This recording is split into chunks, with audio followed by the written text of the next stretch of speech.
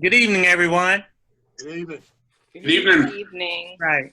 I'm Mitchell Payne, and for the past 18 months, I've had the privilege of serving as director of the Campaign for Black Achievements, one of the flagship programs, Leaders in Residence Fellows Program at the University of Louisville.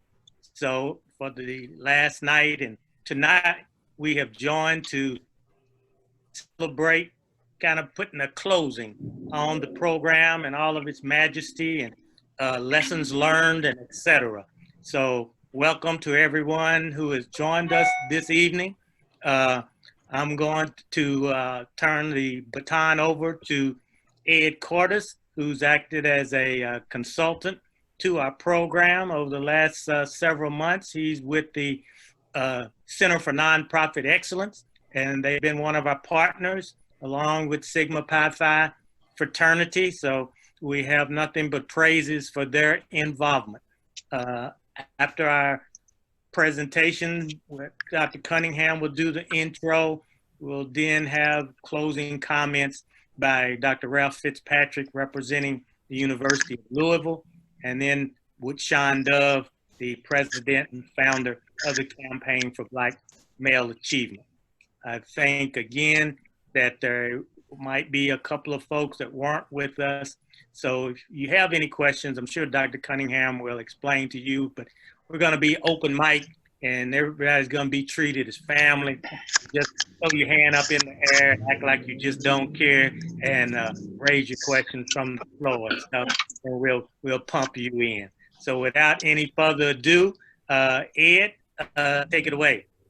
I'm happy to. Thank you, Mitchell, and thanks again for allowing the center and I to be a part of this great work. It's been a real honor. I look forward to future work together.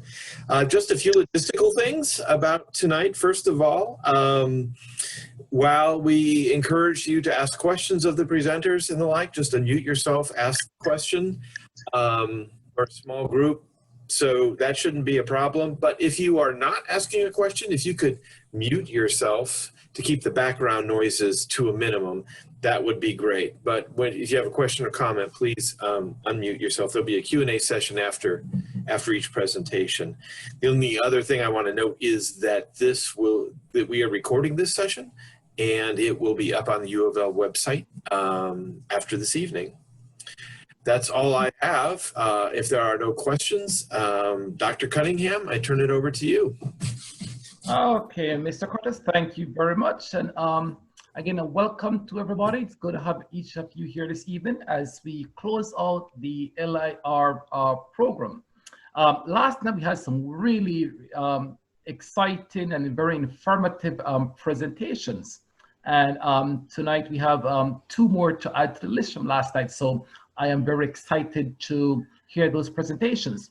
For those who are new to the group tonight, fellows have been working on their project for the past few months. They have chosen different projects based on their organization needs, as well as their own personal and professional interests. So the project will reflect what they have been working on over the past few months. Tonight we have Lillian Al-Bilali as well as Anael Alston presenting. And so they will each have about 15 minutes or so to present their work. If we go over by a few minutes, that's quite fine. If we finish earlier, that's quite okay as well.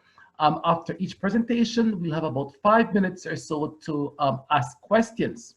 Because we have a small group tonight, we can just simply ask those questions verbally. There's no need to type it in the chat room. But if you so desire and you prefer to type in the chat room, that is fine as well.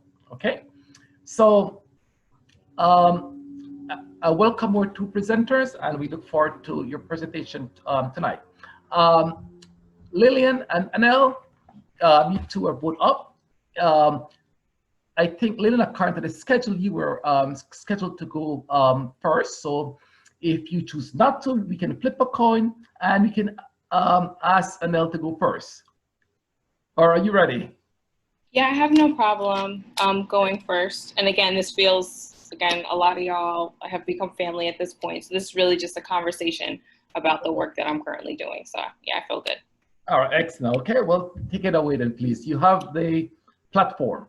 Okay, so I just need to, can I share my screen, Ed? I'm good for that. Okay, Yeah. so I have lots of work going on over here, too many tabs, so excuse me if it looks a little cluttered at first. Okay. All right, we can see a screen. Perfect. Perfect, okay. So, first I want to just apologize. COVID has made life absolutely wild, especially in New York City and with my agency. For those who are in New York, DYC just restored all of our funding. So we had to figure out how to get camp up and running in like a week. So good evening, everyone. My name is Lillian Al-Bilali, and tonight for my capstone, I'll be talking about an organizational development project, which I named the Community Support Initiative. So we'll be talking about that this evening. So about me, again, my name is Lillian Al-Bilali. I am one of the leaders in residence. I'm from New York City, and I work for a medium-sized nonprofit called Children's Arts and Science Workshops Incorporated. We're located in Washington Heights, which is in Upper Manhattan. So for tonight, and again, this is just a brief overview, but we're going to be talking about, we'll say context. So organizational and just organizational context, the problem statement, as well as recommendations and next steps. And I have a bunch of I have a bunch of pictures of my kiddos, so they're in there too. So for organizational context, Children's Arts and Science Workshops was founded in 1969 as a grassroots initiative. It was by community members and families. There was a teacher strike in New York City, and folks came together and said our kids still need somewhere to go and an education. So that's how CSW was formed. Our longest running program is SYEP, which is a workforce development program. But our primary programming focus is kindergarten through 5th grade. So most of our funding is either SYP or for K through 5. And that's really important for y'all to know in talking about the initiative I want to move forward currently. So in the last 4 years, we've seen 4 or 5 years, we've seen a growth in older youth and community services, which for a lot of different reasons have been challenging for our organization. So in 2016, we got our Work, Learn, and Grow program, which is another work readiness. However, instead of the model that I just spoke about, which is SYP, Summer Youth Employment Program, which is only 7 weeks, Work, Learn, Grow runs from October to March. So that means we have many more opportunities for touch points with the young people. In 2017, we acquired a Beacon Community Center in the South Bronx that was located in a high school. And we were slated to, at minimum, work with 500 youth and families a year, with the bulk of that being high school. In 2018, we got our housing advocacy program, where we were slated to work with 118 families around housing advocacy, most of them living in Bronx River community houses, which is located in the Bronx. And then in 2020, we acquired our most recent community center, which is called Dykeman Community Center. It's also located in NYCHA housing, and even though the focus there was, is elementary school, we are still slated to work with middle, high, and adults. So why do I bring all this up? Problem statement. So the reason why this has been an issue for our agency, these are some of the issues that we've seen. So for training, all training is site specific with no agency standard or oversight. So what we see is there's some programs that are flourishing, some older youth programs I'm talking about specifically are flourishing while others are not. Also service delivery, the lack of overhead leads to inconsistent programming, like I just said, as well as measurable outcomes. There's no agency-wide standard measurable outcomes. The only outcomes are mandated by DYCD, and that is touch point only. Meaning, if a kid comes in or a young person comes in and attends a workshop, that counts towards an outcome, which for anybody who's a youth development practitioner, that's not enough. However, there are some things that are working. and talk a little bit about that. All right, so scalable models. So there are two initiatives that we have right now. Right now, one being the community support team, which is located in Dykeman Community Center. And this was actually a response to COVID-19. The first thing that we realized once COVID hit New York City is that we wanted to make sure that the families that we serve have one place where they're able to get the information that they need to navigate, right, this global pandemic. So we have a 5-day-a-week hotline that runs from 12 p.m. to 6 p.m. And in that hotline, the people who man the phones support families with food scarcity, educational support, and any kind of entitlement benefits. Again, a lot of folks were going on unemployment, renewing their any other government assistance that they were getting, so they could actually call and have somebody walk them through the process or lead them to an organization or agency that was currently working on that. And then the second program that's doing really well in our agency is our Access Success program, and that's located at our Beacon. So the Access portion is supporting young people and making sure that they have exposure to post-secondary options. We realize that not all young people are ready to go to college right out of high school. So it's not just pre-college support, but also work readiness support as well. And the success portion is support young people on the other side of their post-secondary plan, right? So you just got the job, how do you keep the job? Or you just got to college, how do you stay in college? So really supporting young people, making sure that they thrive wherever they end up. And then also they've been, well, for the past year, they've been able to plan college trips. We had quite a few that were supposed to happen this year, as well as ongoing workshops to support young people with just building their skills. So the community support initiative model is what I'm proposing to the agency is that every single community center, and we have 3 of them, right? So we have the one we got in 2020, we have Bronx River, and then we have the Beacon, which is the high school program. So every program has a, they have the director, and then they have a success access or access success coordinator.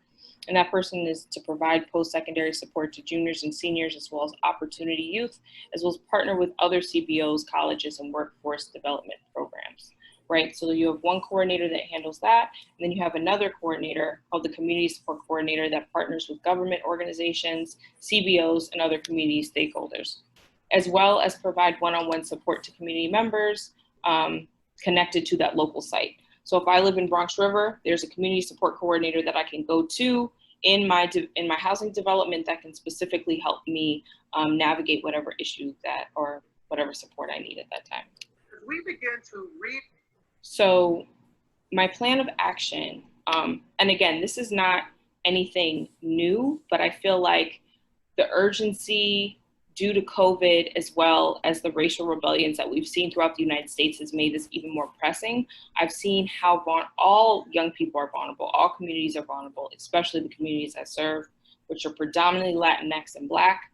But I've seen, especially working with my older youth, that exacerbated because they just don't, there's so much that they don't know while they're trying to make this critical next step in their life. And I'm specifically thinking of juniors and seniors and high school students specifically. So my plan of action is to create a working group. I want to bring program coordinators, directors, youth workers, youth mentors to come together and really think about what are we doing right? What's working? And from there, so I want to start that yesterday. And for a month, have a series of meetings, maybe once every week, and really start to harvest those ideas. From those ideas, I want to work with our operations director to see how we can operationalize and make these actual policies. I foresee, if there's not any other ridiculous crisis, it could take 1 to 3 months. And then implement policy 3 months to ongoing, right? So hopefully, as soon as we can get that done, I would like to start to roll that out in October. That seems feasible.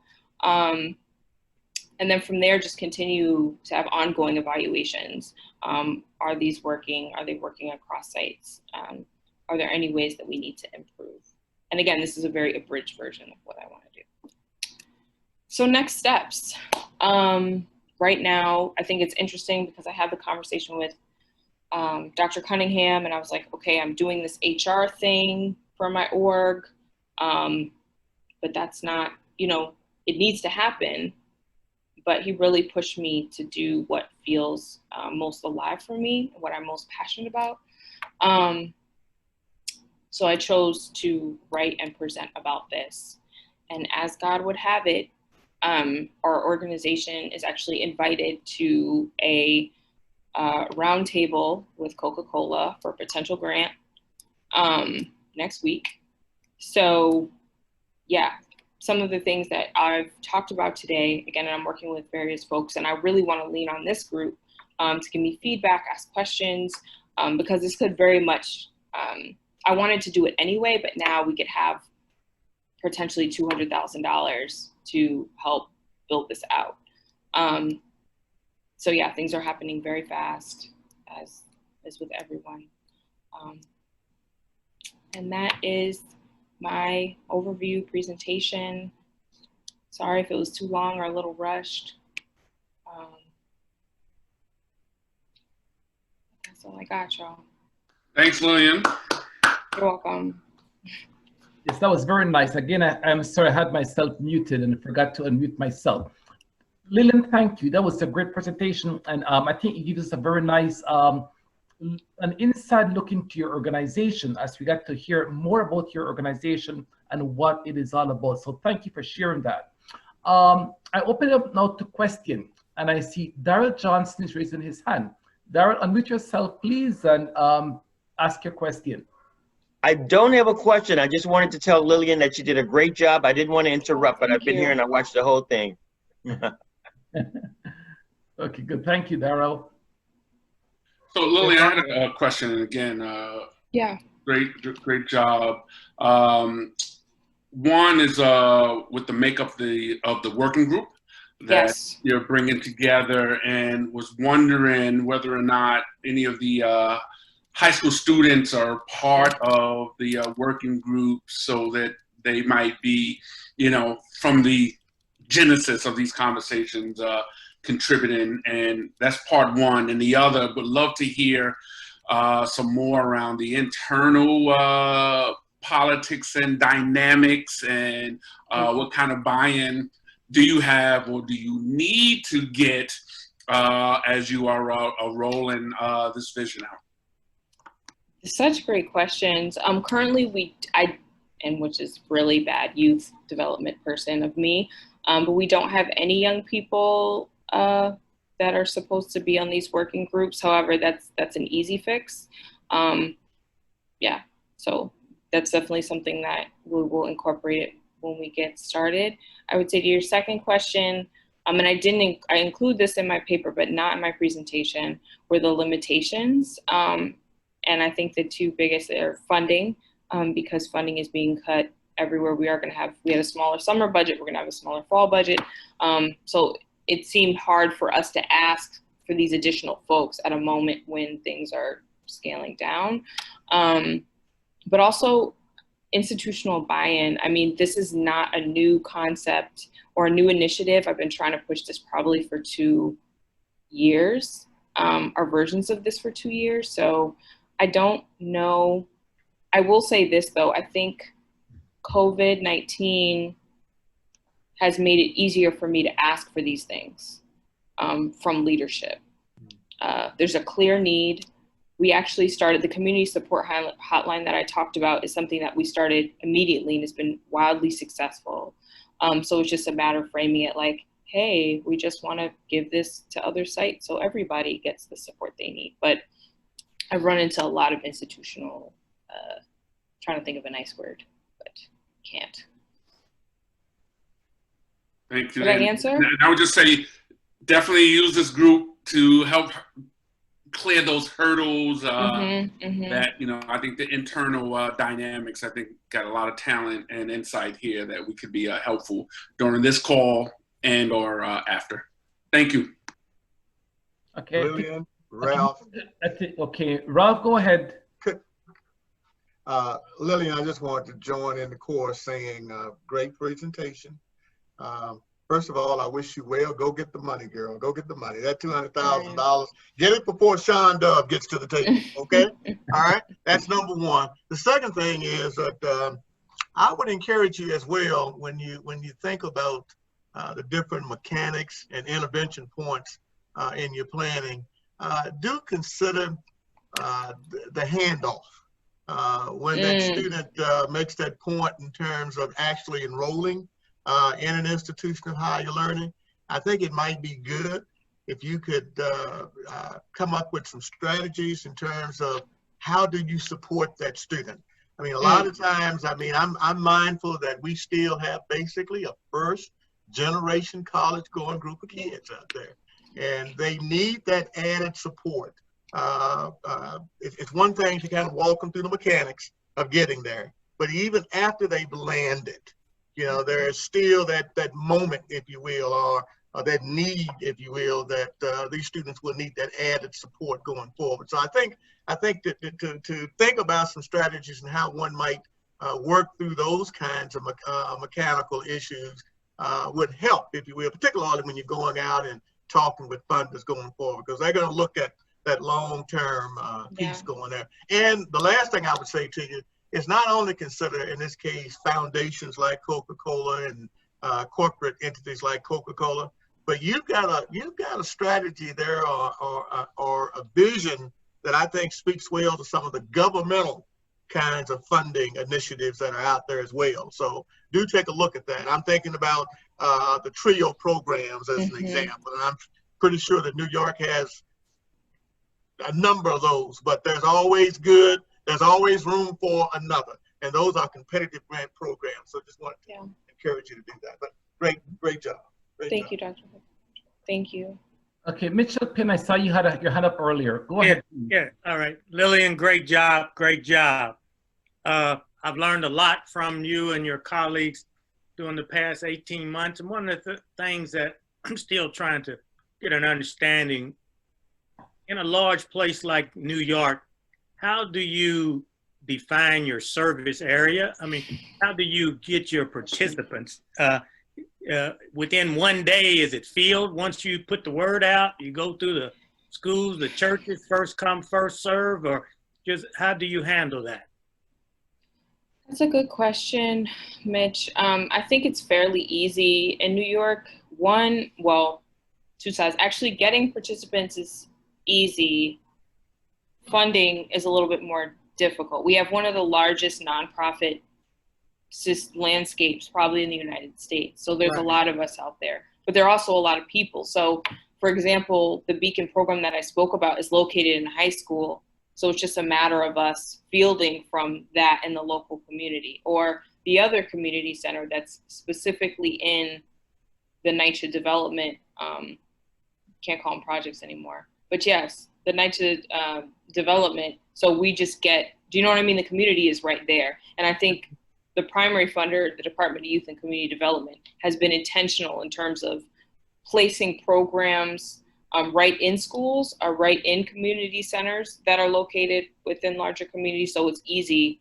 So those partnerships are easy. I don't know if I answered your question, but. Yeah, I mean, I just want, is a youth able who doesn't live within the exact targeted area able to apply or participate if he lives around the corner, across the block, street or something? Absolutely, absolutely. So because a lot of the work that I've done over the last 3 years have been startup projects, like almost every single initiative that I spoke about during my presentation, I helped initiate. So one of the things that we do when we first get a new contract is as comprehensive as possible outreach strategy. So we contact other local CBOs, we collaborate with stakeholders we already have. Usually we'll have like events, or we will table that event so people know about our services. But yeah, so getting started, it's a lot of just, and you've talked about this, networking and collaboration. Yeah. But lastly, something we've talked about in the past, and don't forget about looking out and taking care of self. Mm-hmm. You know, I'm taking for granted that you and Rudy are going to stay in contact with each other. Mm-hmm. and you know he's scheduled to become the CEO of Big Brothers Big Sisters. And you know, we could use you in Louisville. So I know you're doing some great things up there, but at the same time, we've challenged all of you to grow, learn and grow, pass some seeds on to somebody else.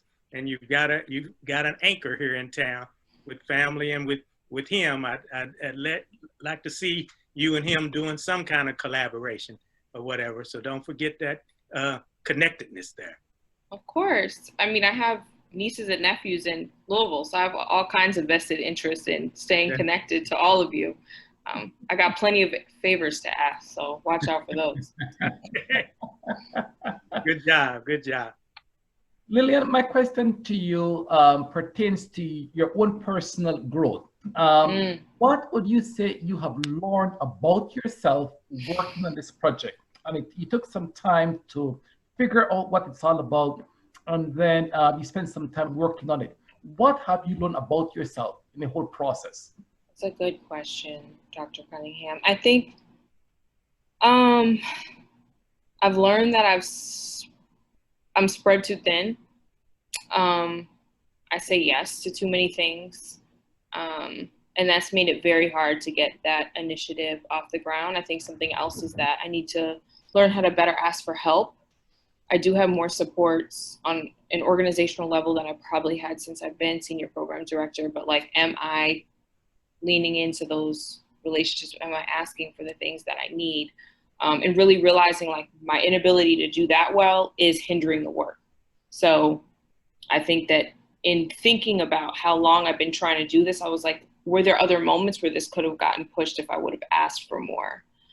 So I think that that's something that I've learned about myself. I must say, you aren't the only person that have the problem about taking on too much on your plate. I have the exact same problem. And for a long time, that was my major challenge because I could never say no. Having a family, I must say, have changed that. My child is now my first priority. And it takes a while to figure this out. So I guess over time, you will learn to figure that part out about saying no. And saying no is not that you're trying to not be helpful, but it's just you realize you can only do so much as an individual. So thank you for sharing that. Any final questions for Lillian before we move on? And I just want to say, if not, if anybody would like to touch base and like give me more, I guess, pointed feedback or questions regarding the proposal, because again, like, we're really going to have a whole meeting about this next week. Please reach out to me. I put my email in the chat. So I have a question, Lillian. Yes. How are you doing? Which isn't the question, and great job, which is a statement. Thank you.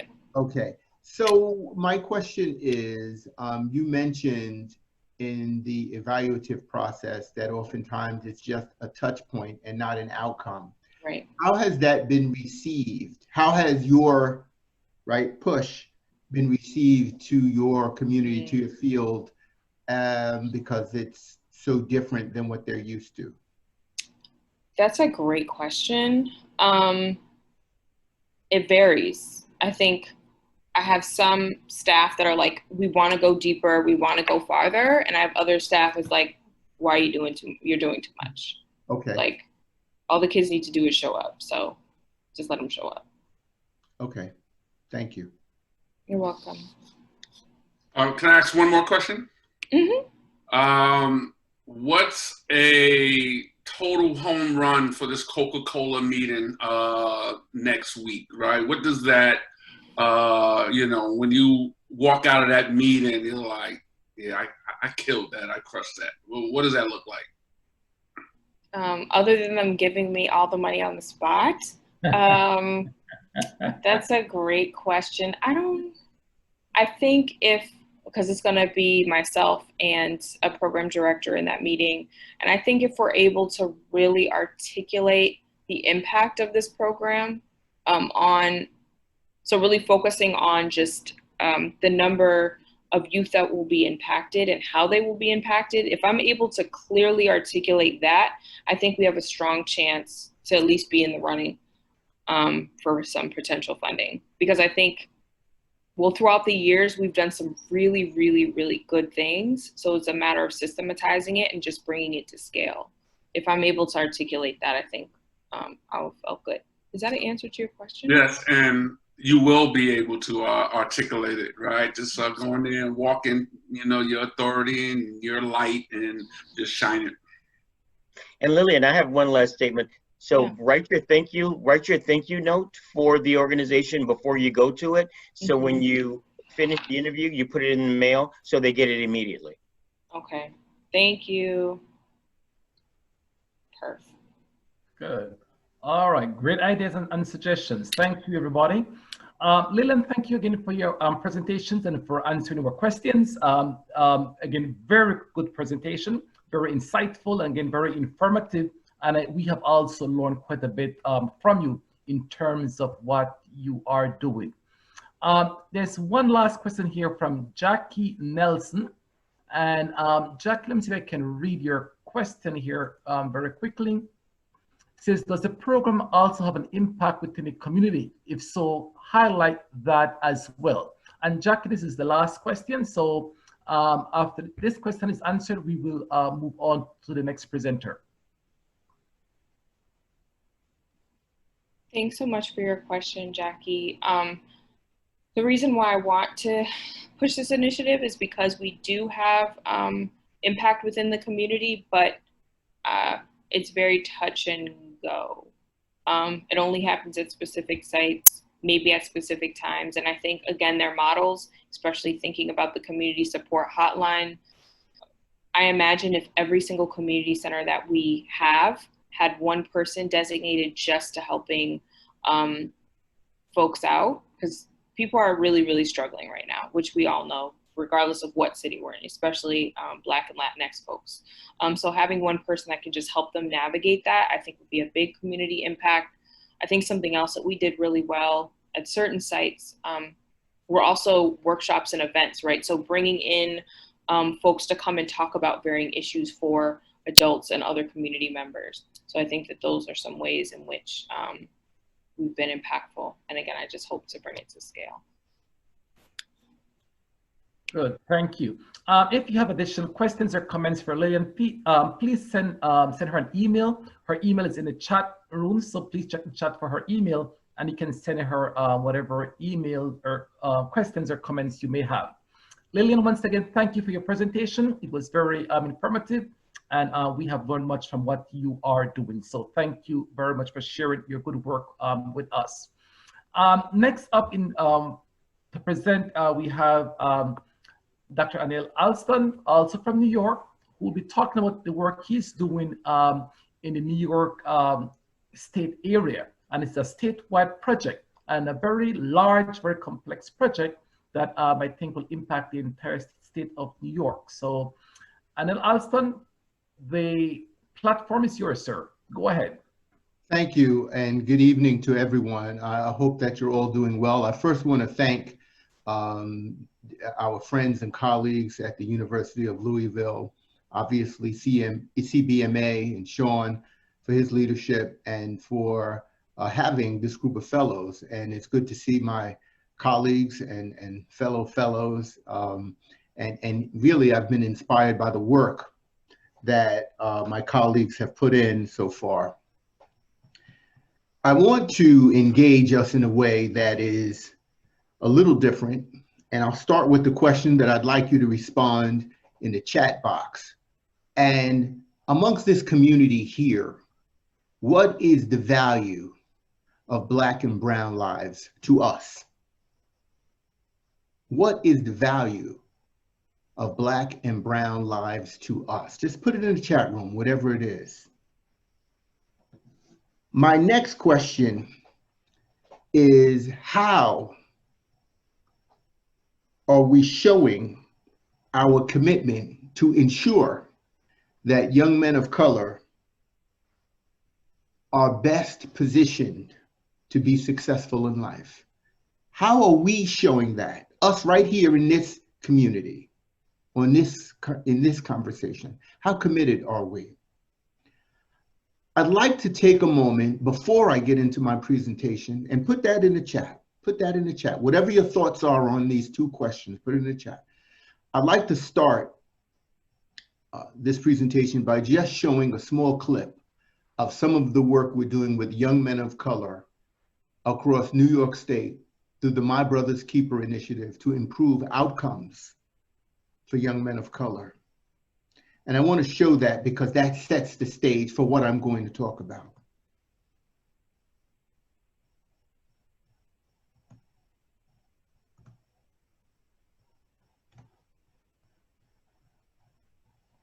MBK Fellows are inducted each year at the New York State MBK Fellows are inducted each year at the MBK Symposium. They are giving a mentor, leadership training, and professional speaker training. This year, MBK Fellows in New York City ran into a challenge, but chose to make it an opportunity. Here's their story. My name is Kamani James. I am a senior at Jaba High School, and since COVID-19, summer funding was eliminated from our city's budget. We asked for an opportunity for our voices to be heard. Each of my MBK brothers lifted their voices and offered their following recommendations to our New York City government. My name is Malachi Williams, a senior at Sarnville High School in Staten Island, and recently my MBK brothers and I advocated for our peers, for New York City Deputy Mayor Phil Thompson and other leaders to surface the need to engage in alternative work, to learn opportunities remotely, and offered recommendations we passionately believe will further support our growth and development over the summer and beyond. Logan Melendez and my MBK brother David Honore and I are seniors at Scottsville Preparatory High School in the Bronx. We recommended employing young men and women to serve as support group facilitators.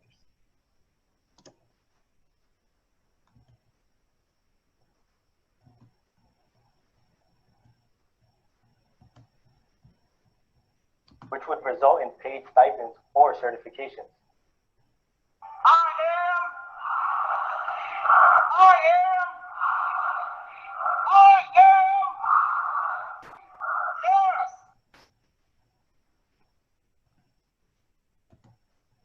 Okay, my friends, that is the context for my presentation today. Hey, I just read an unbelievable article in the Epoch Times. Take a look. Sorry, it's an investigation into the mysterious origins of the current outbreak. What other... Got it. Okay. Can't escape that coronavirus, man. Okay, back to it. Thank you. That sets the context for my conversation with you today and the body of work that we've taken on for this presentation.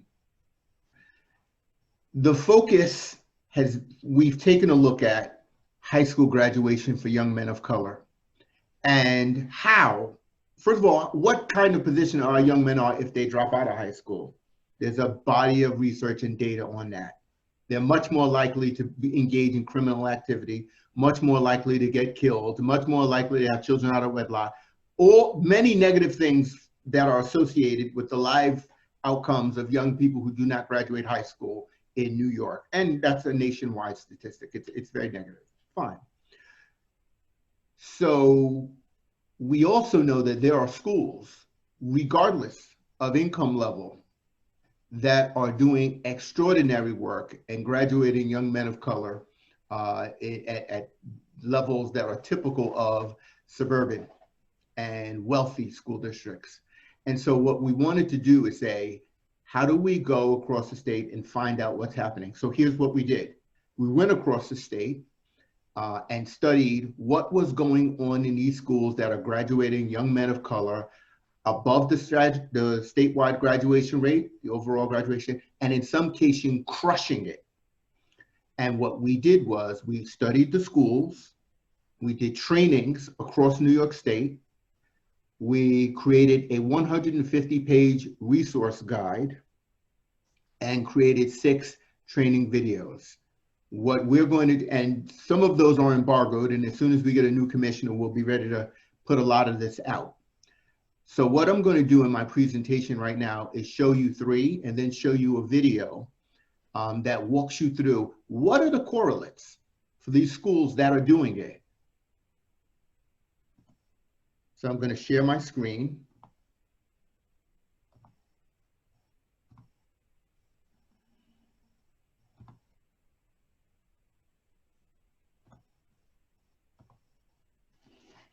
So we contracted with PLC Associates, and this is on behalf of the New York State Education Department.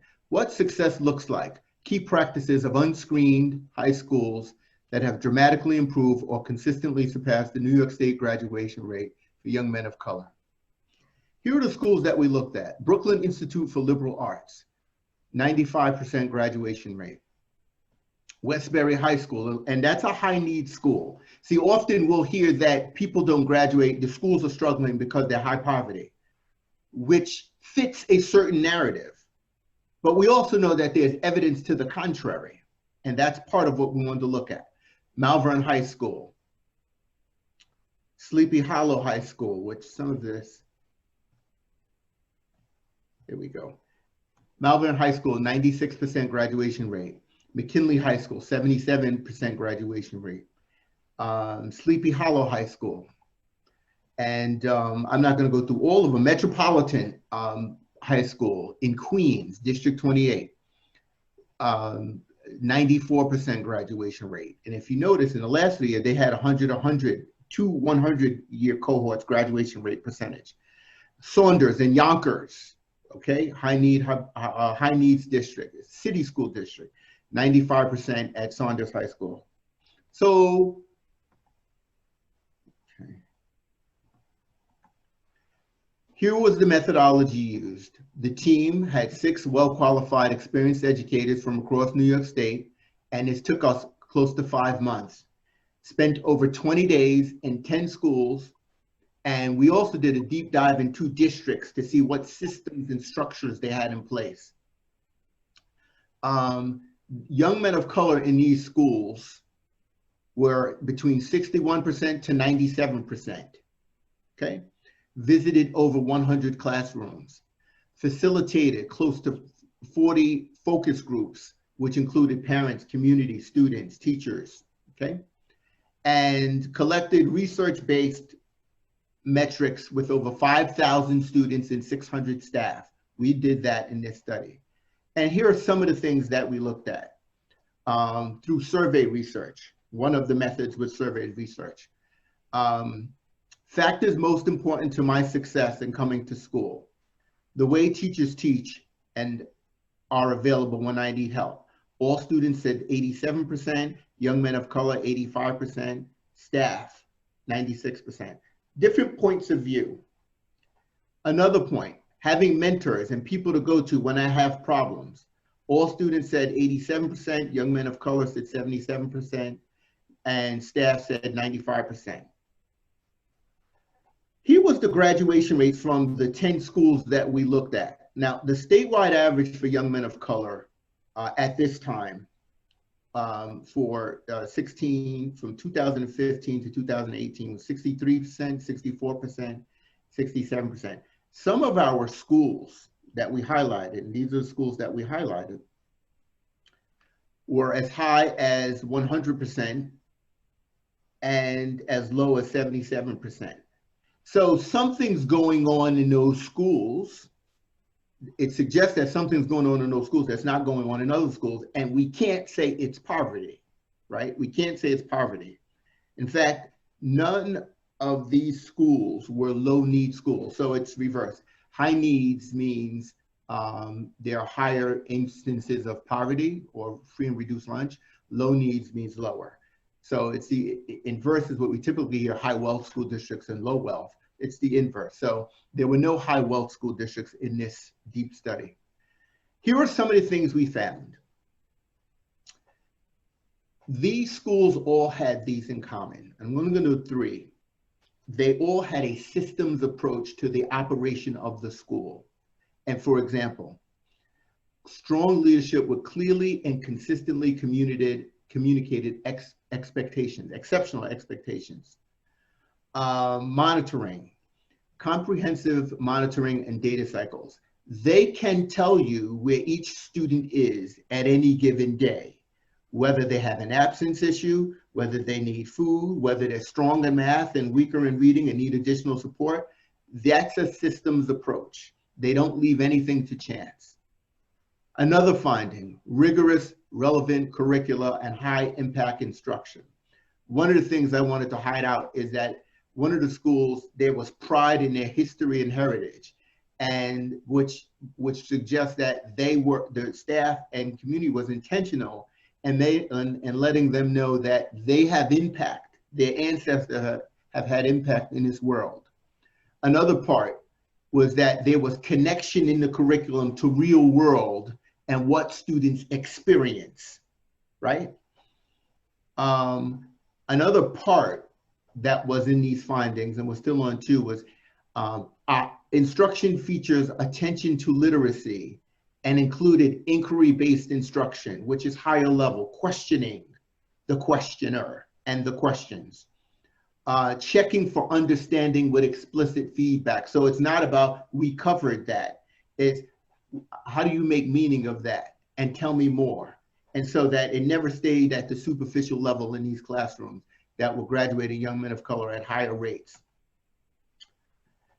Well-defined culture with shared accountability. One of the things that came out in each of these schools is that success was recognized, accomplished were recognized, be it individually, as a school community, as a district. So that reinforcement mattered. And that came out in the survey data for the students as well. There are clear expectations in terms of accountability. And a beautiful piece that we saw was distributive leadership. Everyone had a role in contributing to the school and student success and decision-making, from the principal to the custodian to the cafeteria worker.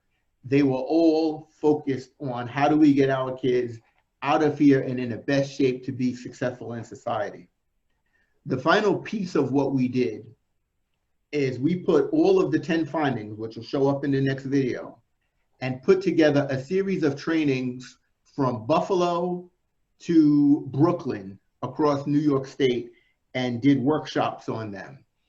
And I will close this part of the presentation of the PowerPoint and just bring you to a video that gives you an idea of what those training sessions look like and what's next.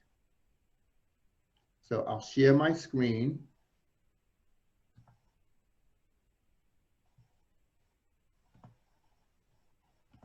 Okay.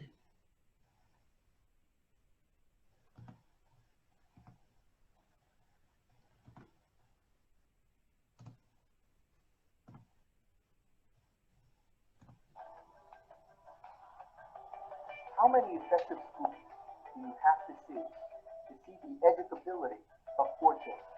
If the answer is more than one, then you have reasons that you prefer for yourself to conclude that student success is a result of family background as opposed to school response to family background. I'm leading the New York State My Brother's Keeper initiative with our talented group of educators on behalf of the Board of Regents and the New York State Education. Here's what we know. Schools all across New York State are doing well. They are unscreened, unchartered, and have no restrictions on who can attend. Yet they're well above the graduation rate for young men of color of 80% across New York State. Our workshop today, What Success Looks Like, the what, why, and how of student success across New York State, gave participants practical steps, 10 of them, that they can take to reverse the outcome for boys and young men of color, but also for all schools. Number one, a systems approach to the operation of the school. Number two, strong leadership at the school and district level. Number three, rigorous, relevant curricula with high impact instruction.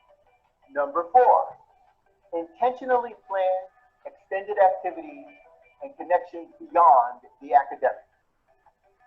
Number five, relationships and reciprocal respect amongst the students, staff, families, and leadership. Number six, the right staff for the right position with the right thinking.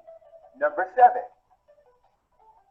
students at the center of decision-making and student ownership of learning. Number eight, safe schools with no tolerance for violence, bullying, or negative risky behavior. Number 9, a well-defined culture with shared accountability that are articulated regularly in different forms. And number 10, a no-fail mentality. Students, teachers, and administrators are supported with the resources that they need, the encouragement they desire, and the caring that is expected to get the most out of every student. We believe that pupil performance is a direct result of the school's response to family background. So join us. The New York State My Brother's Keeper will begin outcomes toward the young men of color across New York State. We know it can be done. The question is, do we have the courage to do what is necessary instead of what's popular? We can be courageous or we can be comfortable, but we can't have both. Thank you. And that concludes my presentation, ladies and gentlemen, damas y caballeros. Su habla español. Muy bien, muy bien. Muchas gracias. Bueno. Okay, thank you, Anael. It was a great presentation. Again, very informative, and again, we learned much from what you shared with us. So I do commend you for engaging yourself in such a project. At this time, I'm going to open up the questions from the floor. So again, please ask your questions. If you're so inclined to do so, you may write your questions in the chat room, and we will read them out to the presenter. So who's up first? Dr. Alston, hi, this is Valerie. First of all, I applaud your presentation. I always love to hear about education. Prior to me coming to CBMA, I actually worked for Newark, New Jersey's largest school district, the Newark Public Schools. I was there for 8 years. So your presentation really brought some things back to mind when we used to have these meetings every month talking to how do we improve what we need to improve. What I did not hear, maybe I missed it, have you guys also thought about making sure the unions are involved in whatever you decide to do? Because what I found when I worked for Newark is that the unions was always a stronghold anytime you want to do something different for kids, between the unions and parental involvement. Because a lot of the parents, they get to a point, especially in the 4th through 8th grade, that critical age where kids need their parents the most. It seems like after the 8th or 9th grade, there's less parental involvement because the kids are getting older, and parents not understanding that the kids need you even more, even though they are getting older. So my question is, are you guys also including the unions and strengthening whatever mechanisms for parental involvement? So the answer is no. Here's what we did. We looked at data. Who's doing a really good job with this? And let's go in and see what they're doing. Mm-hmm. And the only thing we're reporting out is what we found, right? And so those were the correlates. Now, I think it goes without saying that a decent union relationship is going to be helpful. Sure. And we didn't find any union problems in any of the schools, and the schools were vastly different, right? From New York City, UFT, to different schools in Long Island, where every school district is its own island. So the unions had not played a factor other than teachers doing great jobs, but that's, yeah. So the short answer is that was not something we engaged in, because that was not something that came out as a practice in terms of what these schools were doing. But I think it's implied that if you're at war, if administration and the teachers union are at war, the energy is not going to be focused where it needs to be. Yeah, good point. Because, I've found throughout my career that, especially when it comes to education, teachers teach and students learn. And the most critical relationship is that relationship and that student and that teacher in front of that child. Between that and what goes on at home is what's going to impact a successful young person. And kudos to you if you haven't, run up into any union issues. You need to come to Newark. But God bless you for that. have a question. Doctor, I got a question. So what has been the response from My Brother's Keepers initiative? I know, New York got a large amount of the funds, and with the resurgence of Black Lives Matter and all that's going on in our current state of affairs, I've not heard much, or maybe I missed it, but what's their response to what's happening now in the world? So are you talking about New York State, My Brother's Keepers? New York, yes, New York State. So we stay really focused on our mission. And so now the commissioner and the chancellor make public comments all the time. And so we leave the public comments for them, because My Brother's Keeper is one of the statewide initiatives. But we've been very clear in terms of how do we effectively engage our communities, right? And so what we've done is, rather than is to be proactive and say, we know who's hit hardest by this. How do we engage them? So we've become virtual convening experts by partnering with people, organizations that is, and keeping our fellows engaged, keeping our communities engaged. We literally just had 300 people on a Teacher Opportunity Corps Summit. We had 400 young men engaged in our MBK Fellows meeting with Dr. Wyatt, MBK Village meeting with Dr. Wyatt was the keynote. So we have been engaged that way. And so beyond the rhetoric, we can speak to the actions that we've taken to support our young people and ensure that there is we're equipping them as they go through this process, but we also have been engaged in. We also just inducted our next group of fellows in a virtual ceremony, which is in our latest newsletter as well. Good deal, gotcha. Good. Other questions, please. I have a question, Dr. A, because I know a lot of the work that MBK does in New York, or is it all school-based, or do you have CBO partnerships? Like, is there a version of the work that you're doing with community-based organizations and nonprofits? We do not engage with community-based organizations primarily. Okay. We work with them through the school district. And there's a very intentional rationale behind that. As the New York State Education Department, we have authority and over school districts. We don't have that over CBOs. And so if we got into that business, it could easily become a who's who of CBOs. And so we hold districts accountable by saying, choose your partner and tell us what you're going to do, and we'll evaluate you on your outcome. Thank you. You're more than welcome. And now I have a couple questions. Great presentation, and obviously have watched very closely the launch and spread of what you all have been doing. And one of the things that has struck me and I've been impressed with to date, I still think this is the case, New York has the only statewide My Brother's Keeper initiative, and I know that you had leveraged millions of dollars from the state education budget, right? And it struck me that no one else across the country, to my knowledge, is doing that. So I would love to hear, are folks coming to you and saying, wow, you're the only ones to do this statewide. What's the blueprint? And along with that, I think of the work of the Harlem Children's Zone and creating the Harlem Children's Zone Institute. Kozbach has his 8 standards. Eagle Academy has the Eagle Institute to share the best practices. And I know that you're still building, but the ways that, like, what's on the table for sharing those best practices? And if I'm a state education commissioner from elsewhere, to come and replicate this model.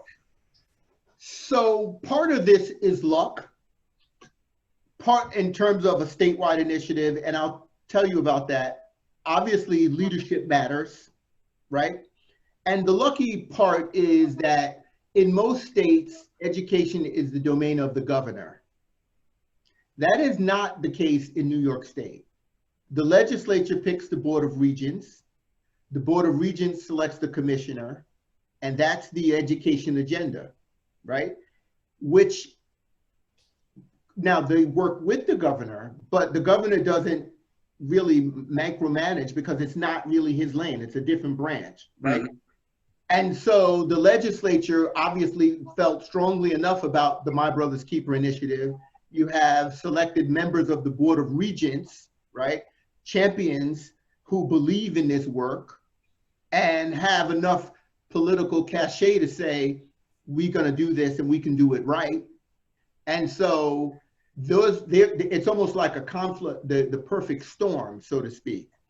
And so we've worked closely with Ohio. Ohio's doing something. The state of New Jersey, we've met with them a couple of times, but without those confluence of things to have it enacted into law and to have the legislature earmark money, it's a very difficult thing to try and pull off. And to have the level of leadership that we have on the Board of Regents, Chancellor Rosa, Dr. Young, I mean, there are some real people on the Board of Regents who have been doing this kind of work for so long that know how to do it and move it. And members of the board are also very supportive of it. So that's the confluence that a little bit is luck, but also leadership and the political astuteness to get this done. Okay, great. The other question I had, I saw a slide when you talked about one of the strategies, the no tolerance to violence, right? Is the no tolerance to violence the same as zero tolerance to violence? And wondering how is that impacting suspension rates and whether or not within the strategy statewide, there are restorative justice practices. So you asked the question before. One of the things that came out of the Blue Ribbon Commission before they launched MBK was a guidance document that's still on our website that every of our MBK communities have, both hard and it's virtual, is these are promising practices for young men of color. Well-researched, it's online, and we put that out there. And in fact, we ask people to reference that when they put together their plans for what they want to fund, right? Don't get creative on us. There's a body of work of what's happening. So I wanted to say that. With regard to this, these schools had, they didn't tolerate violence. And I'll say that in their cultures, so that if Sean Dove came with a chip on his shoulder and his way of resolving conflict is with a straight right hand, yeah, he'd probably end up suspended. But what would happen is they would converge on him and say, but we don't do that here, right? And so I can't speak for all of the schools, but I know that some of them have taken on something we funded through another MBK initiative, ESMP, seminars in lieu of suspension, silos, right? And so rather than put Sean Dove out of school for throwing that right hand, we could say, look, Mr. and Mrs. Dove or Mr. whoever's home, we have a special deal for your son. If you can come from 6 to 8 or 6 to 9 after school and be in this seminar with Sean, we'll suspend the suspension, right? And it'll go away as if it never was there. But in that workshop, you're going to talk about what Sean wants to do. How does his behavior move him closer to or further away from that? And so there are a variety of ways that each of these 10 schools handled it. But I would say ultimately it was the culture of the school that would work with Sean to say, Sean, we don't do that here, right? And he wouldn't have engagers back to say, well, we're going to sell this after school. Like, we just don't do that, right? Thank you. You're welcome. Any other questions? Yeah. And please forgive me for popping in and out of the screen. Clearly you see my little ones. So I was doing my daddy duties as well as trying to listen in. I thank both of you guys for sharing your presentation. Lillian, you already know how much I admire you and care about you. And so thank you for sharing. I didn't have any questions. Doc, I respect you greatly. I look at you as an amazing leader. I might not share that sentiment all the time, but I do. I value your opinion, and I know you are a wealth of knowledge. I did have several questions that just kind of popped in, and if someone already said it, if I stepped away and someone said it, just let me know. I was just curious to know like how these students, right? Because we do know that the graduation rate is highly important, right? And it does equal to some success. But how did each of these students who graduated, like how did they match up to like the state standards, right? I'm not sure what the state standardized tests look like, or where are these young men as far as like their ability to say, hey, I'm even though I'm graduating, these skills that I learned are applicable, right, to college or to the workforce. Because it's one thing to graduate, but then there's another thing to be ready to embrace life as a high school graduate. And I'm sure we know that that also includes to student success. And so I wanted to know about that. And then I wanted to know like, well, because these schools who had this high success, like how did their students compare to each other's students, right, across the board as far as like their literacy levels, right? Was one school students more literate?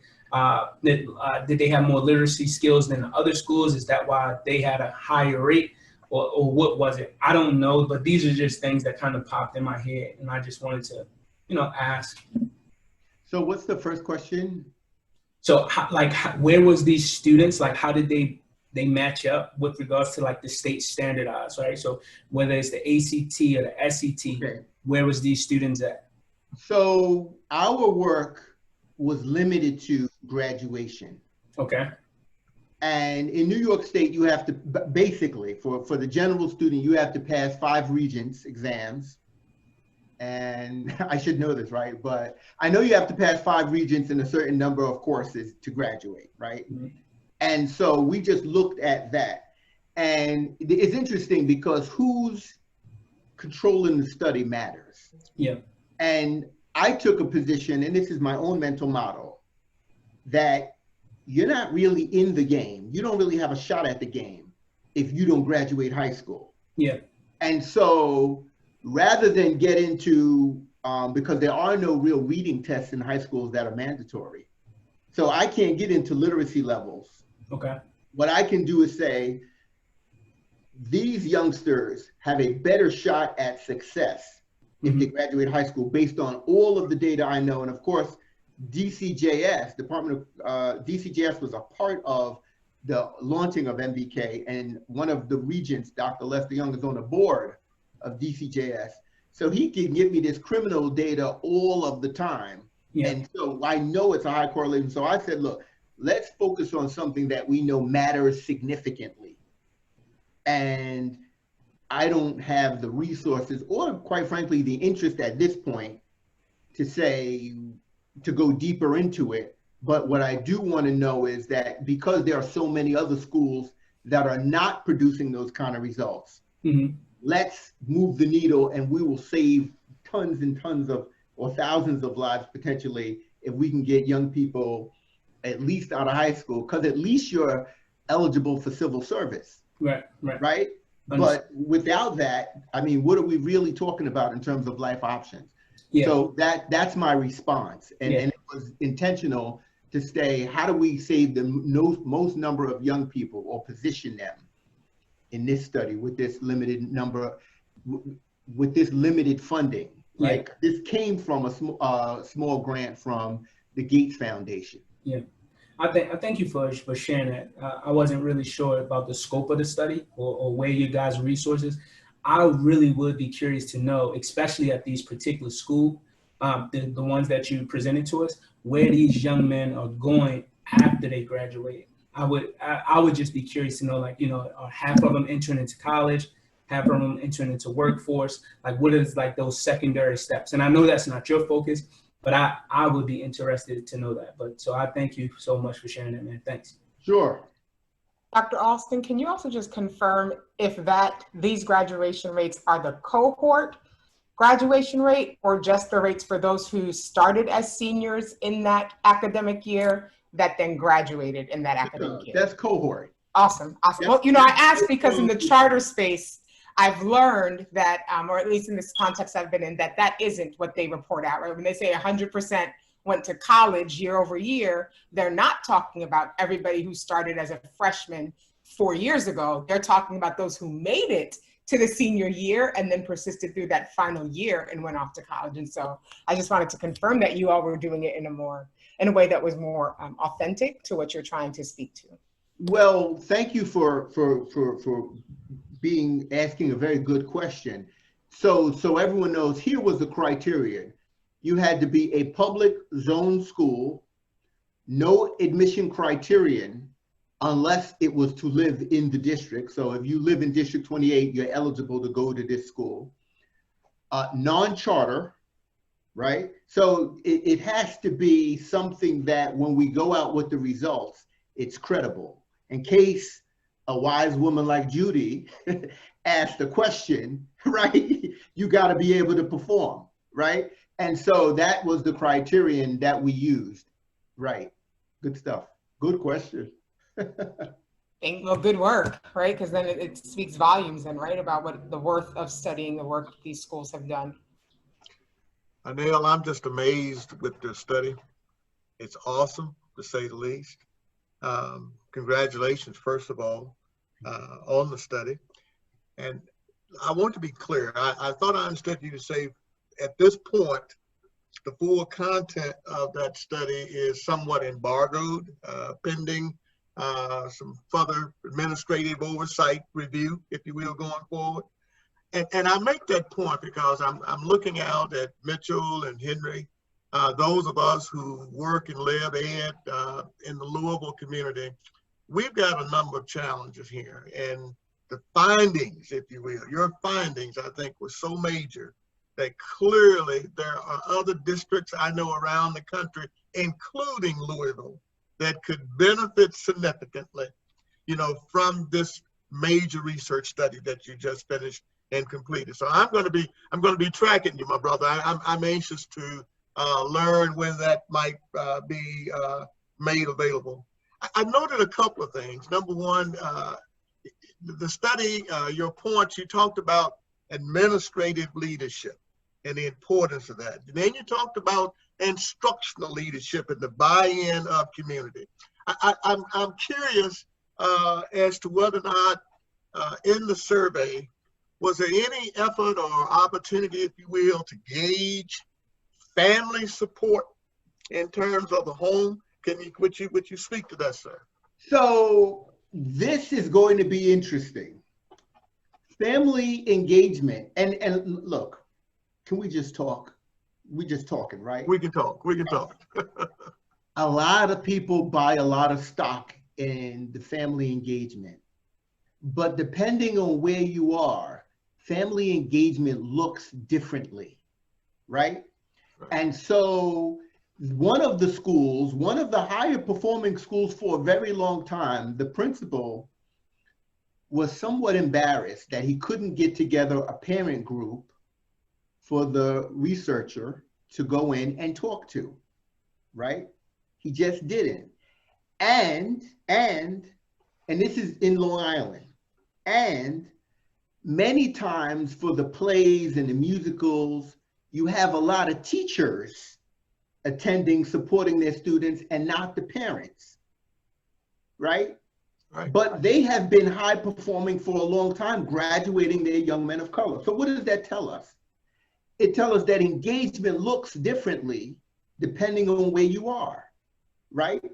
And so while some schools have their PTAs and these auxiliaries set up that have these numbers, some schools don't have that, right? And still get the job done. So for some parents, parental engagement is whatever the teacher says, I'm going with it. So Fitzpatrick, you better be right. Whatever the teacher says is what I'm holding you accountable for. Right, wrong, or indifferent, that's a level of engagement. Okay. So, and I make light of it because, quite frankly, that was the kind of parent that I had, right? She never came up to school unless, I think once she came up to the school because they gave me, I asked for a 4-year college application. The lady gave me a 2-year college application. The only time my mother came up to high school. So yes, it's important, but how we choose to value engagement, sometimes we have to look at. Thank you, sir. And again, congratulations to you on that. Thank you.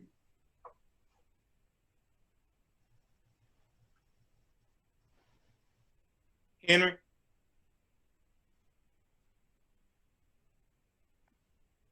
Go ahead, Mitch. Hey, can I go? Hello? Please go. Go ahead, Mitchell. Go ahead. Okay. Brother Alston. Yes, sir. You may have heard this before, but you personify achievement in every field of human endeavor. Anybody ever tell you that? Well, I did hear that a couple of times in life. Thank you, sir, good brother. All right, just repeating that. A couple of questions. Those high schools that you shared, where are they located? Sure. Off the top of my head, McKinley is in Buffalo. Okay. Brooklyn Institute for Liberal Arts is in Brooklyn, New York. It's one of 3 schools in one building. Westbury High School is in Westbury, Long Island, Nassau County. Saunders Vocational Trade and Technical School is in Yonkers, New York. And by the way, Mayo, you should email me. I can give you all of this. Some of the people know this data cold, right? Who else? Sleepy Hollow is, I want to say, the Tarrytowns area. Who else was in there? The school in Queens, District 28, Metropolitan. It's in District 28 in Queens, New York. It stretches from South Jamaica all the way up to Kew Garden Hills. You know, I'm doing this cold, but so they're all across the state. Syracuse had a school. Syracuse. And if you went just down in New York City, what is the contrast between the data when you compare the schools from out in the state to? You know, here's the interesting thing. The schools, there were 2 schools in New York City, one in Queens and one in Brooklyn. I would say those kids across the state, right, would do well in any college because of the structure and system. And when I say any college, I mean any college, right? I'm saying the heavyweight division to the community college. Because, you know, 2 of the schools I actually had to do myself because of bureaucracy. And as assistant commissioner, I can just say, look, I'm coming. Whereas, you know, the people we contracted with were having difficulty. And, you know, everybody doesn't get a phone call answered in a timely way when they're asking for stuff, but unless you're showing Dove. But beyond that, so I got to go in, and many of these people I know because I was in the field for most of my career, right? Principal, teacher, superintendent. And so I say all of that to say, I didn't see much different. I was impressed differently in terms of each of the schools, but I would say that those students and what they were getting to meet their needs, basically those schools were tapping into their best, their inner brilliance and bringing it out of them. So, wait, hold on. Which is part of the reason why if Sean Dove punched somebody, everybody else would be like, well, Sean, like, we don't do that here because we going somewhere else. And he would more adapt to the culture there than them saying, well, we're going to jump him after school. I just wanted to get that in because that's the kind of environment that they fostered. Okay, you see what I was asking. Second thing, I hear a lot about my brother's keeper. Is there a corollary for females, for sisters to that? The answer to that is not necessarily statewide. What some districts have done is made it my brother and sister's keeper. Right? Oh, is that right? Yeah, absolutely, and that's their prerogative. But the umbrella, it's a outcomes-based initiative focused on young men, And some districts say, well, we want to do something for our females, and that's fine too. And nationally, has anybody launched a female comparison to My Brother's Keeper? There is word that First Lady Michelle Obama has been working on that, but I don't know, I haven't been deeply involved in that. But I did hear that that's something that is on her agenda. All right, thank you, sir. And I can add that there are people who spoke out. Dr. Kimberly Crenshaw, who's like the mother of like the intersectionality work in theory, spoke out against Obama actually, because she felt that the sisters are growing up in the same households. And so a lot of the challenges that are affecting the Black, the young men of color are impacting their sisters. And so I read that recently and haven't heard of anything that's happening on the national front that is like as kind of like national government right. effort. And thanks, Judy. And I ask that because I think all of America has set up and made note in the last month or so at the sisters that probably most folk weren't aware that are running these major cities and things as these flashpoints of unrest and things jump up. So I didn't know if there's an organized effort of leadership development at a national level with females, or is it, just your time? So I would just add that while there is nothing that's happening on the governmental level, there are a couple of efforts in philanthropy.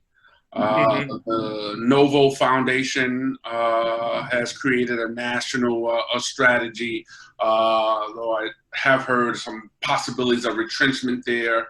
And then there's also a group, grant makers for girls and women of color, a consortium of foundations. Nothing that has emerged out of government and in the way that My Brother's Keeper has. So Sean, what is the best way for us to monitor going forward these opportunities? I mean, who is our flagship or something that we can hook on to? I'm speaking the university and local city government. I mean, have you found our local city government to have a point person or department that has worked with you that would be that ongoing source? You're talking about the Louisville? Yeah. So, there is the Office of Safe and Healthy Communities in the city of Louisville. As we know, the city of Louisville is, like a lot of cities, but more so than others, experience some of it needed, but changes and upheaval and new levels of accountability. I will say I was on a call earlier today with folks from Cities United and National League of Cities with the city of Orlando.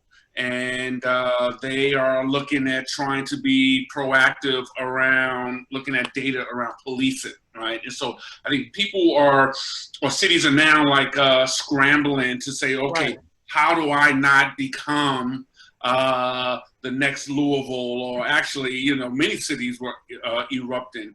I think one of the challenges that we have to be mindful of, that this is much more than policing, right? Policing certainly is at the heart of it, but if we are having these conversations outside of educational equity, outside of disparities in housing and employment and environment, and the list goes on, I think we're missing the mark.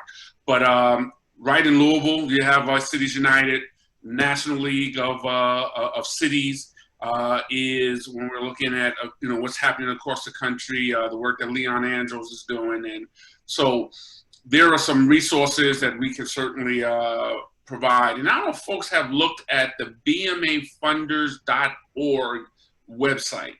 bmafunders.org website. On that website, there is a knowledge center that has over 250 research reports and reports around this work, strategy papers. But I think the key thing right now is accessing all of these resources that since George Floyd murder, all of a sudden there are woke corporations, and we're seeing a lot of hundreds of millions of dollars declared. And I think our challenge as a community is watching where those dollars are going. There is certainly concern that they are not trickling down, as always is the case, to grassroots organizations that have relationships, deep relationships with our young people. Right. Very good. Thanks for that information. Thank you, Brother Alston. Good. And I have a comment. It's more of a comment than a question.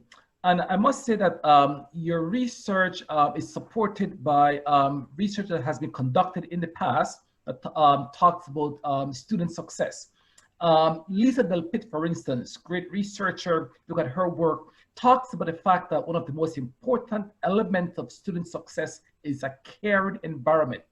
As a matter of fact, in her research, as well as that of others, they claim that having a caring environment is one of the most important factor in student success, more so than having a teacher who's of the same racial background as the student.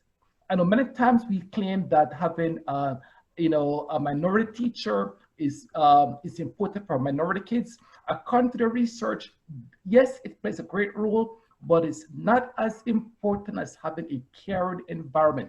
And a teacher creates a caring environment. If there's a caring teacher, it really leads to student success, regardless of the teacher's racial background. Their research also talks about engaged learning, which you talk about. You mentioned inquiry-based learning. And so those two areas, I think, are key and are supported by research that has been conducted in the past, as well as much as your other findings. But those two stood out for me, because of how important they are. So again, I want to commend you on a great research that is backed up by other research that has been done in the past. So great job there. Great job. Thank you. Thank you. Any other comments or questions? If not, again, I want to thank you, Anael, for a great presentation. Very informative, very education. Even as an educator myself, who have been in this field for a number of years, I learned quite a bit from what you presented tonight. So thank you for enlightening me a little bit more about the field of education and how valuable it is for all of us.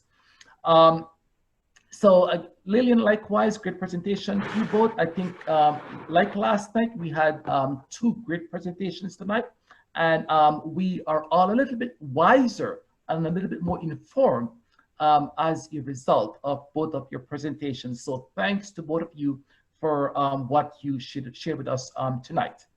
And with that, I'm going to pass it back over to Mitchell for closing remarks from our leaders. Thanks, Henry. I'll be short to thank everyone again, to remind you that there are several post-closing activities that we will be in communication with you, specifically directed to the cohort members. So we do expect and plan to be contacting you within the month of August regarding things pertinent to the Leaders in Residence program ongoing. Secondly, be mindful that you will be receiving evaluations regarding last evening and this evening. If those that are in receipt, we'll turn those around and get them back to us in a very timely manner. We would very much appreciate that. And that would help us as we do a analysis at the end. And lastly, just want to say again, thanks, and turn it over to, I believe, Sean first with anything that he wants to say, add, share, and then to Ralph with closing us out. Sean? Thanks, Mitch. And, CVMA has a tradition that we call Thank You Thursday, where for a number of years we've challenged team members to send at least 5 gestures of gratitude and thanks on every Thursday under the banner of Thank You Thursday, whether it's a tweet, a card, a call, a smoke signal, whatever. And I wanted to start with just a profound gratitude and thanks, you know, for our partners at University of Louisville and the Center for Not-for-Profit Excellence, but most of all to the leaders in residence fellows, those that are on today's call and those that are not. I just want to just thank you for your trust. Thank you for your patience. Thank you for your flexibility and nimbleness, right? I think that this process has shown us a lot of ways to be flexible. And so I'm just excited just to be here on this day. So that's the first thing, just profound gratitude. The second thing, I just want to let the fellows know that you will be receiving an email from CBMA about your stipend. We will need a W-9, but we want to turn that around. Look, you know, cut to the chase. You know, no one's hit me in the chat box or anything like that or show me the money, and I know that this is not why you are doing this, but I think it's really important for us and for the University of Louisville that, you know, you all showed up and, you know, there was changes and we made that commitment. So we want to make sure that that happens immediately. And so expect an email from us by tomorrow. And, you know, race work, liberation work, this is hard. Right, under the best conditions, and you know, 2020 has been really difficult, and I just want to encourage you all just to you know, work harder on yourselves than whatever strategy, whatever work, and you know, Mitch brought up the self-care, and just want to close with just a couple things before turning it over to Ed, and then Ed to Ralph.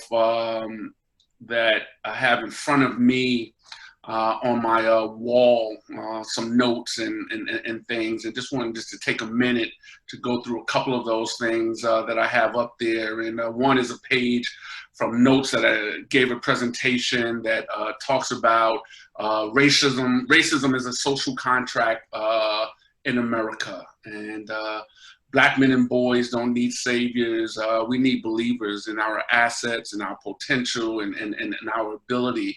But then there's a quote up here. We were just talking about a woman, and there's a quote from Maya Angelou that talks about how Black women nursed America.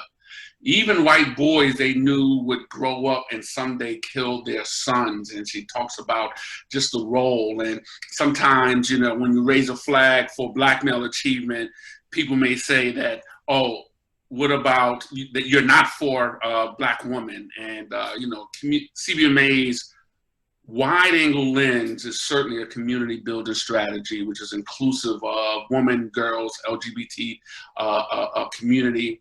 There's something else on my wall that says be courageous. And I encourage you to continue to do that. There is something else on my wall that says inventory your seed, not your need.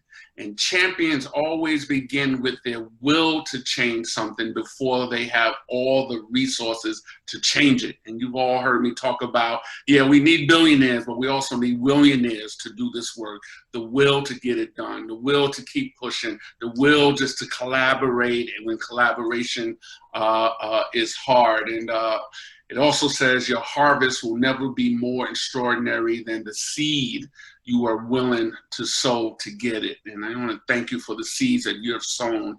And I'll just close with this a piece, which I think is really resonant for the season that we're in and the resistance to our work that continues, right? It was hard before COVID-19.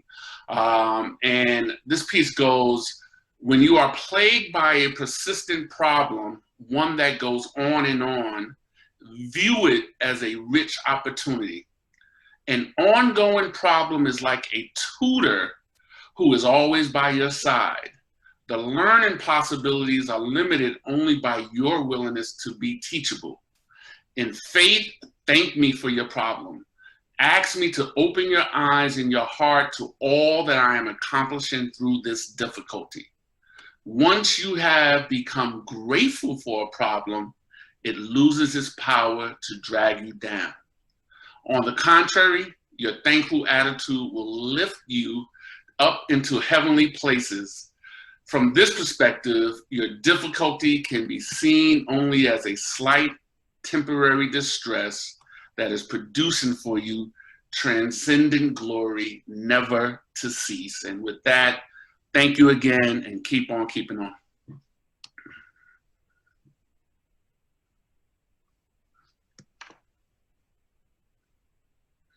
Ed, Ralph, who's allow me to follow.